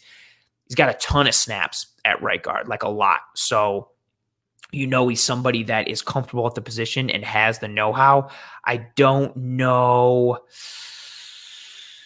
how I feel about him in the long term in terms of, I know how I feel about him as like a prospect, but in terms of like his expectation for what he tracks and trends. But again, that is a conversation for another time. We're really just focused on 2021 for this most part, but I don't see him really seeing the field in 2021. If he does, that's another one, like something dramatic or catastrophic happened and things fell off the rails and something happened to Cody Ford and Feliciano and Forrest Lamp and Bodker and the rest of the crew who could come in and give you NFL starts or snaps or anything at guard there. If he's starting, that means something crazy happened, or he came and just showed out so much in camp that they were like, boom, that's the guy. Let's get him in there. But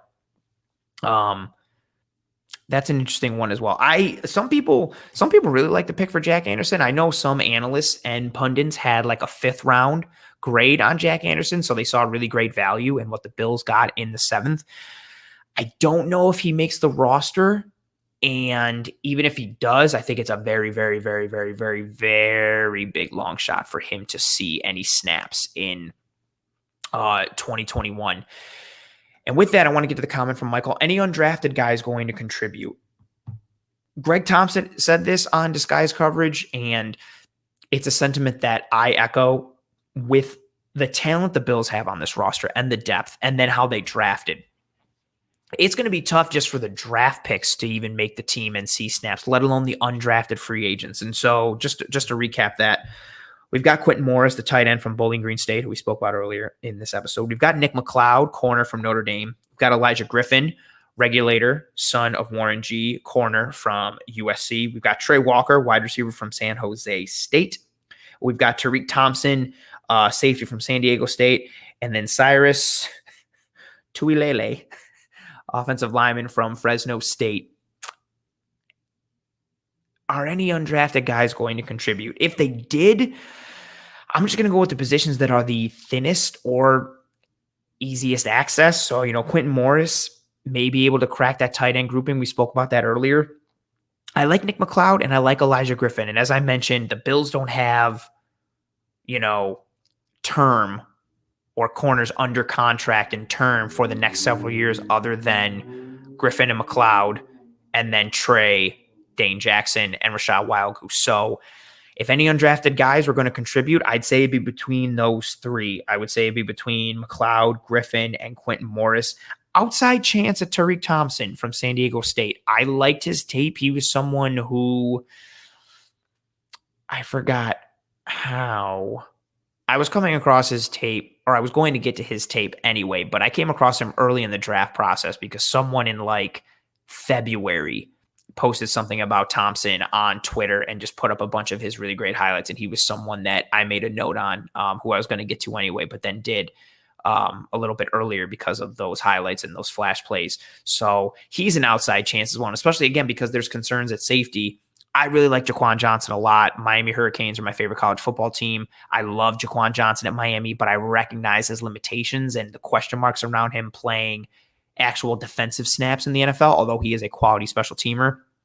And then you've got DeMar Hamlin, who I think projects well into the depth role at safety for the Bills, but who knows, maybe Thompson comes in and really shows out. I mean, they took Hamlin in the 6th, and although I had a higher grade than that on him, if they see him as a 6th-rounder and then brought in Thompson, maybe they think the difference is negligible a little bit, and Thompson has the opportunity to leapfrog Hamlin. But I would, if any undrafted guy is going to contribute, I think it would either be Morris at tight end or one of the secondary players, just because there is less depth there than the other positions. And where are we? I'm starting from the bottom there. Yep, Daniel. Undrafted free agents would really have to impress to make the roster, maybe at those depth positions. 1,000%. I'm right there with you. I also see your comment from earlier. If Jack Anderson has any experience at center, I didn't write it down, but I looked it up earlier and I went back to my notes that I have from post-draft and pre-draft. I think if he does, it's maybe a game or two, and it's a minimal amount of snaps. It's a very small sample size. I know he has some snaps at center, but it's nothing of significance to be boom, he split time, he can play center. A heavy majority of his snaps came not only at guard, but at right guard. Oh, and then comment from Dawn. I do have the Xmas tree. Thanksgiving decoration on the shelf. Oh, I guess that falls into Thanksgiving. I think it's more just a general thankful, but if you want to throw it up into Thanksgiving, that's fair. Do the Bills re-sign Norman or that corner from the Steelers, a.k.a. Steven Nelson? I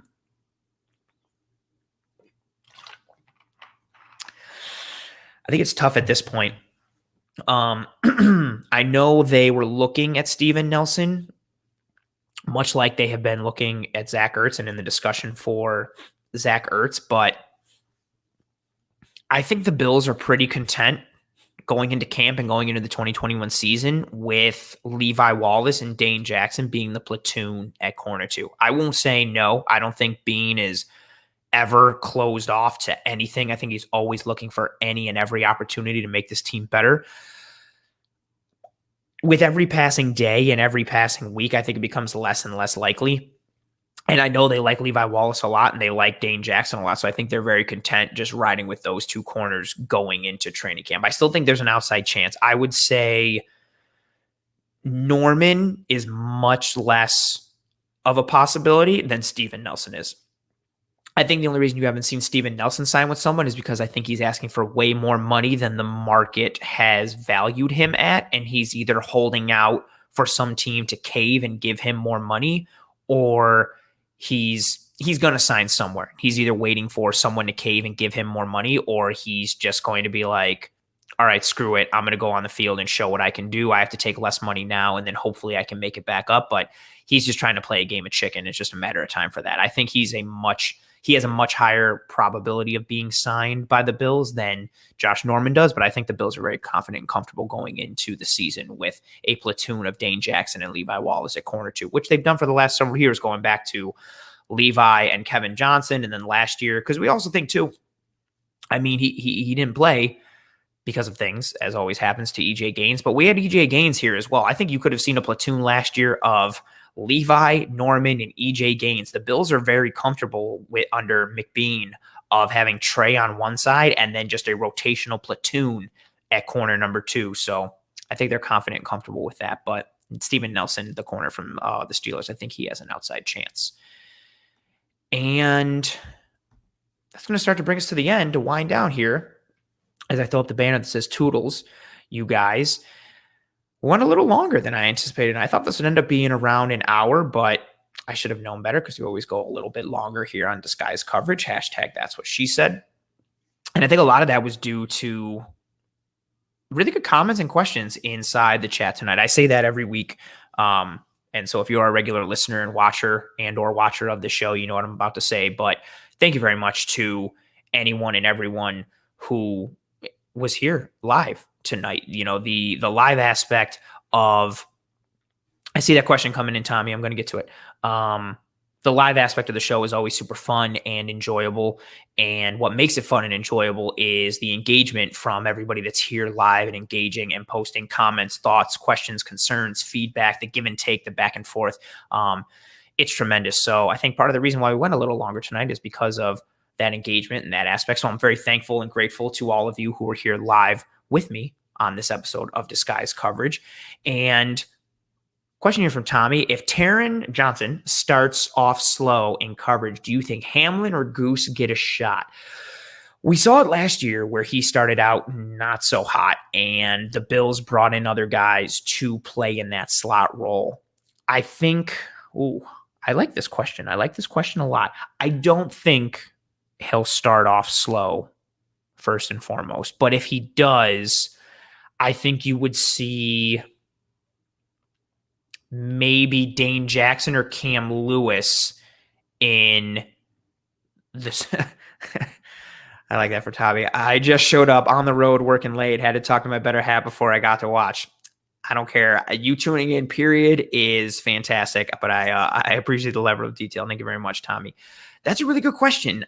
I think if he were to start off slow, I think you'd see a Cam Lewis or a Dane Jackson in the slot before you would see Hamlin or Goose. I think you could see Hamlin or Goose, but they'd have to show that in camp. And I don't know if, which is obviously a given, but I don't know if I'm ready to commit to that right now. There's a lot of, Aaron Quinn talks about him all the time because he loves Taron Johnson. And actually Eric Turner and I did some film room stuff on Taron Johnson as well. There's a lot of burden and responsibility on the nickel corner in the Bills defense. The Bills are a primary nickel defense. That is their base. So Taron Johnson has to cover. He has to show up and run support. He has to funnel things back inside. He has to spill things outside. He has to make tackles. He has to take on blockers. He has to blitz. He has to read motion and misdirection and quarterbacks and running backs and linemen and a lot. There is a lot of burden mentally and physically on that slot corner spot that Taron Johnson occupies. And I don't know if I'm comfortable, let alone if Bean and McDermott are comfortable handing the reins over for that spot to a rookie right out of the bat.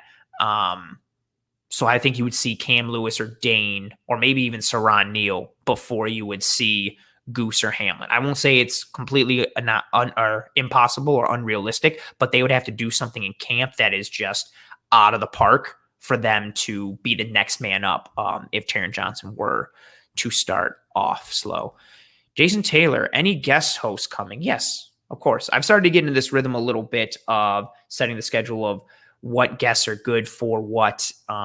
Things may be a little different come regular season in terms of doing game previews and game reviews, maybe bringing on some people who cover other teams to give an added perspective and another side of the coin. But yes, there will be guests coming on the show. I'm not going to tell you when because I like to build the suspense and keep it going. But yes, there will be guests on Disguise Coverage. Although, I don't know, I kind of take offense to that. Am I not enough for you, Jason? Are the solo shows with me unentertaining for you, Jason? Are you not entertained? Am I not enough for you, Jason? I'm hurt. But no, I understand you. Given 2 years development, presuming they stay on the roster or practice squad, who do you think could have the most production out of our picks? Gregory Root. Oh, I don't even want to say that because I feel like that's not fair. I would start from the top. I think Rousseau, if they can refine his technique and knowledge of the game, I think he's going to have the most production. But I don't want to include like the top guys like that. I think Spencer Brown could be really someone to keep an eye on. The physical measurables are great for him, and the attitude is there, and the willingness and the want to is there. He's got a really good frame. He's someone that I think could have a decent amount of production in a couple years. But again, he's another wild card, and is more towards the top. I really like DeMar Hamlin. I don't know why. I do know why, but I keep coming back to DeMar Hamlin. I think DeMar Hamlin could be somebody that can play significant snaps for the Buffalo Bills, and it could come in a way that isn't the most obvious or a little bit. But I think a lot of the guys, this is a very good question, and I think it's hard to answer because I think the Bills picked a lot of guys who can develop, and if they develop, can have impact. And because we don't need them to have impact right away, you got a lot of thoughts there. I think Spencer Brown could have an impact in 2 years. I think DeMar Hamlin could. I think Rashad Wildgoose could. I definitely think, obviously, Rousseau could and Basham could. I even think there's an outside chance that Jack Anderson and Tommy Doyle. I think the Bills did a really good job of drafting for the future, as Brandon Beane alluded to in the draft process before the draft happened. But I think you can make a case for anybody that the Bills drafted having the most production, and excluding the first 3 or 4 picks, because those guys are the ones with the most upside. I think DeMar Hamlin is somebody who can have a lot of production out of our picks. Where are we? Sorry, there's a comment from Steven. How long have they got Taron signed for? Just this year? Yes, he is a free agent after 2021. So at this time next year, we either have re-signed Taron Johnson or we have a new nickel corner. Hamlin and Jackson are built the same, in my opinion. I think that's fair. They come from a similar pedigree, background. I'm fine with that. Comment from Elliot. Dane Jackson I like because he's physical and a great tackler. Wallace plays soft and recovers well, in my opinion. Wallace is a good tackler too. If you ever go down the rabbit hole and see, actually, I don't remember what episode I went into breakdowns with it on, but I talked about Levi Wallace on one of the episodes this offseason, and he had the lowest missed tackle percentage on the Buffalo Bills, and one of the lowest, if not the lowest, for corners or defenders in general. So he's a better tackler than he gets credit for. But I think Dane, makes big hits. He had a couple against Miami in week 17. He had that stick on DK Metcalf against Seattle. I think, he flashes. He is physical. He's aggressive both in the run game and run support and at the catch point. Like, he's just aggressive, period, whether it's the ball in the air, coverage, coming up in run support, doing whatever. He is very aggressive in that regard. And Wallace does recover well. Again, that's why I think I wanted a corner 2 in the draft. I really wanted Asante Samuel Jr. or Greg Newsome, but having a platoon of Dane and Levi is not bad. I wanted something to offer a little more coverage and scheme versatility so that we could play man more and not have to shade Micah Hyde over the top of that side when playing man. But I think we could be in much worse shape than having a platoon of Dane and Levi Wallace. They're both good in that regard. What else? Yep, there you go. Yeah, Tommy. In regards to Levi Wallace, he is always there. Just wish he was a bit more aggressive. Comment there from Randy. Can DeMar Hamlin back up Poyer and take lessons in box stuffing? Yes. I should just say yes, and that's it. No, I think he can have a versatile safety aspect. I think, actually, even just of right now, I would be more comfortable with him in the box, like, or your more traditional strong safety aspect role, than I would in the deep third, just because there's more responsibility and he has less experience there. I think his frame and skill set looks and yells more free safety, deep safety type, but I think he can succeed around the box just off of the snap counts and his style of play and how he plays mentally. And then you combine that with the coaching. I think, and if he gets leadership from Poyer, who is tremendous around the box, 1,000%. 1,000%. What else? Comments there. There was another. Between Epinesa, Rousseau, and Basham, what's your over-under on how many of the three become excellent starters? Also, I'm seeing everybody's comments on the phrasing. Yeah, that phrasing was very interesting, and I tried really hard to keep it together. Oh, this is a tough question. I think it's tough to define. I mean, it depends on how you define excellent. I think Rousseau has the highest ceiling. I think Epinesa has the highest chance of being an every down, regular, consistent starter. I don't think he's going to be like the sexiest. I think he's just going to be a reliable, sets the edge, is a dog in the run game, can do some things in pass rush. I think he has the highest probability of doing that. I think Rousseau has the highest probability of being, again, if we're going to talk excellent, I think Rousseau has the highest ceiling for that and the highest opportunity for that. With his measurables, if you can coach him up and get him down, Rousseau can be a guy who could be, I don't know, a 12 to 15 sacks a year type guy. I think Epinesa's ceiling is like 8 to 10-ish, maybe 11, somewhere around there. Maybe he has a crazy season where he puts up like 13 or 12 or something like that. But if you're throwing out excellent, I equate excellent with like all pro.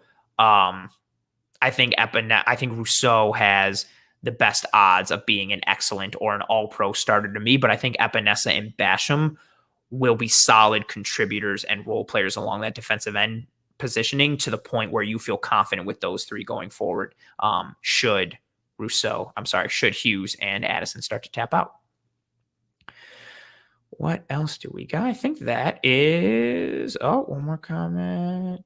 Nope. There we go. So, as I started to allude to, thank you guys very much for riding with me on this episode of Disguised Coverage. Thank you to all the engagement and in the chat and the questions, comments, thoughts, and concerns and all that kind of stuff like that. Oh, I see one more comment coming in from, wow. All right, Jason. Toughest question if you dare. How many of this year's draft picks, and you can throw in Dane Jackson and Epinesa, earn a second contract with the Bills? I think Epinesa earns a second contract. I think Dane Jackson earns a second contract. Man, this is tough. I think Spencer Brown earns a second contract. I think DeMar Hamlin earns a second contract. I'm super torn on. I think Rousseau earns a second contract. I think Basham might go the way of Shaq Lawson and earn himself a contract that potentially prices him out of Buffalo. Like, we'd be like, hey, we're going to take you back at this, but someone gives him a contract that we're like, hey, more power to you, take that deal. You know, we get it. You go for the money. It is what it is. Wildgoose is one I'm really hanging my hat on.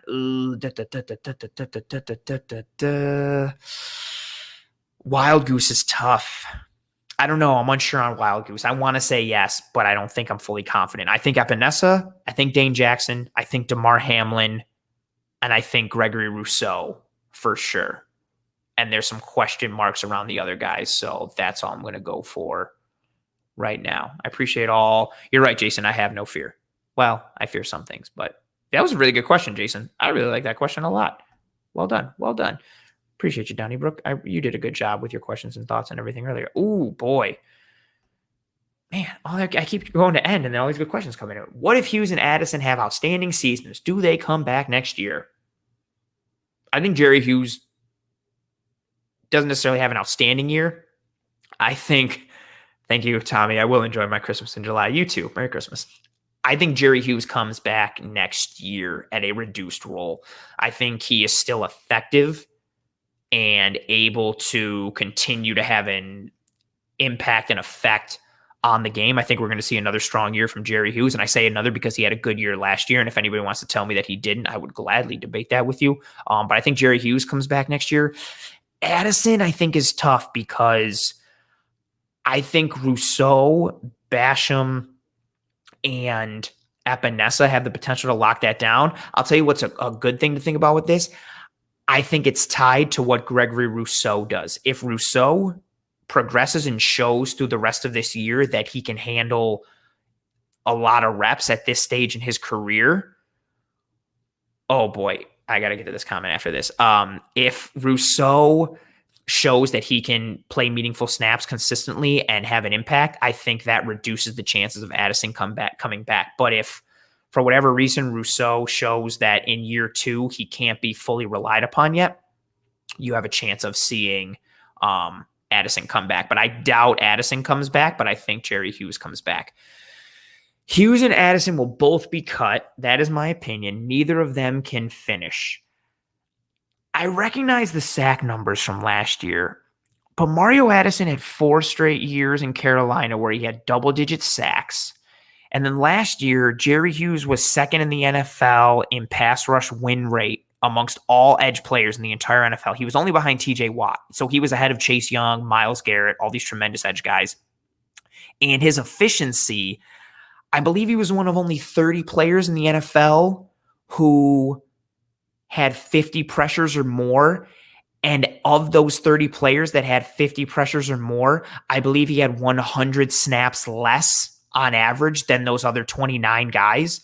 I think Jerry Hughes had a good year last year. Granted, the sack numbers weren't there for the team as a whole, but there's still something to be said for the pressure they generated and what they did. And Hughes more than Addison last year, but I mean, Addison had 4 double-digit sack years in a row right before he came to Buffalo. So also the comment that came through from Jason, yeah, there's cap concerns, especially with Addison taking – that's also part of it too for Addison. I think Addison took that reduction as kind of like a handshake type deal of them being like, hey, we're keeping you, we're doing this, blah, blah, blah, or hey, I'll take this cut if I'm staying around and kind of that type of thing. I think you might have a little under the table type of handshake deal. I don't think either of them get cut. That's fair that you think that, and I get it, especially if you're tying it to like the raw data and stats and seeing what happened last year, but I don't think either of them go this year. I think they're both your quote unquote starters. Like if we're watching CBS on opening week, and they announce the starters on the defense, I think the starter at one end is Jerry Hughes and the other is Mario Addison. I don't think they're getting cut, but fair to you. But next year, as Dawn's question earlier indicated, and the question and some of the comments now, you could see both of them not back next year, but I think Jerry sticks around, especially I think Jerry is almost at this point kind of like grandfathered in a la Kyle Williams, and I think he'll keep coming back as long as he wants to, and as long as he's still effective, and especially too, if you can get, at this point right now, I would love to say it's someone else. Jerry Hughes is still probably our best pass rusher, proven pass rusher, and maybe after that it's Mario Addison, or F.A. Obata, really, if you wanted to go with it. Like, there's still a lot of questions at that position. So for them to both not come back, they either both have to fall off a cliff or the young guys have to really, really, really step up and make a statement and make a lot of plays like that.